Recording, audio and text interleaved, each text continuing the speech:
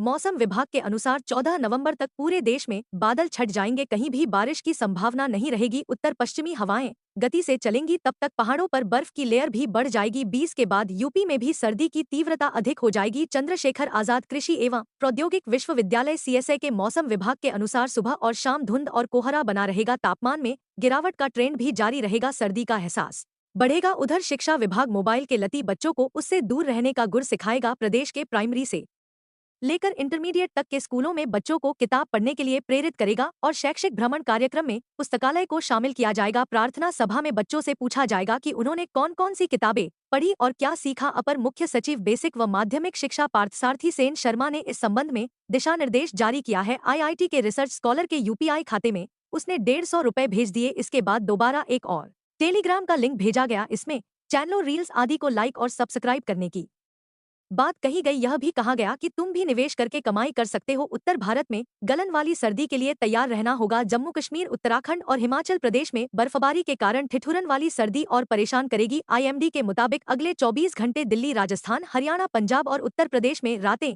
बेहद सर्द होंगी। शीतलहर चलने से न्यूनतम तापमान में भारी गिरावट आएगी और कड़ाके की ठंडी के साथ वातावरण में कोहरा छाया नजर आएगा। मौसम विभाग ने अगले 2 दिन तक तमिलनाडु, केरल, पुडुचेरी और कर्नाटक के कुछ हिस्सों में आंधी बारिश का येलो अलर्ट जारी रखा है। पहाड़ों से लेकर मैदानी राज्यों तक सर्दी ने कहर बरपाना शुरू कर दिया है। मौसम विभाग के मुताबिक अगले 24 घंटे में उत्तराखंड, जम्मू कश्मीर और हिमाचल प्रदेश के पर्वतीय भागों बर्फबारी और तेज बर्फीली हवाओं के कहर से ठिठुरन बढ़ेगी। आईएमडी का कहना है पहाड़ों से आ रही बर्फीली हवाओं के कारण हरियाणा, पंजाब, दिल्ली, राजस्थान, उत्तर प्रदेश और मध्य प्रदेश में न्यूनतम तापमान 10 डिग्री सेल्सियस तक पहुंच गया है एवं कई स्थानों पर 7 डिग्री सेल्सियस भी दर्ज किया गया, जिससे अचानक ठंडी का सितम शुरू हो गया है। अब मैदानी इलाके यानी ग्रामीण इलाकों सोमवार से कोहरा भी छाएगा। स्काईमेट के मुताबिक 10 नवंबर को केरल, कर्नाटक, तमिलनाडु और अंडमान निकोबार द्वीप समूह में आंधी व हल्के तूफान के साथ भारी बारिश का अनुमान है। वहीं उत्तर पूर्व मानसून के असर से मणिपुर, त्रिपुरा और मिजोरम में हल्की बारिश का पूर्वानुमान है। दिल्ली में शनिवार को पारा गिरने से सर्दी का असर अधिक महसूस किया गया। आईएमडी के मुताबिक न्यूनतम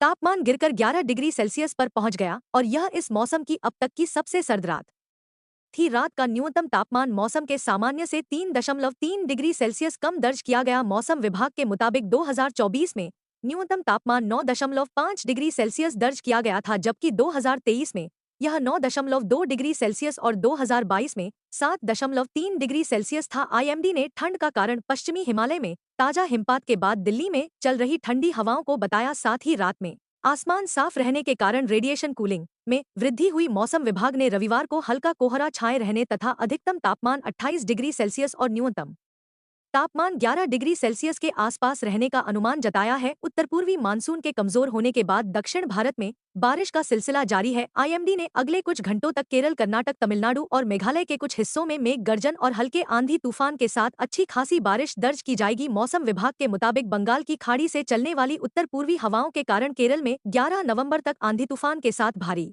बारिश का अलर्ट जारी किया है।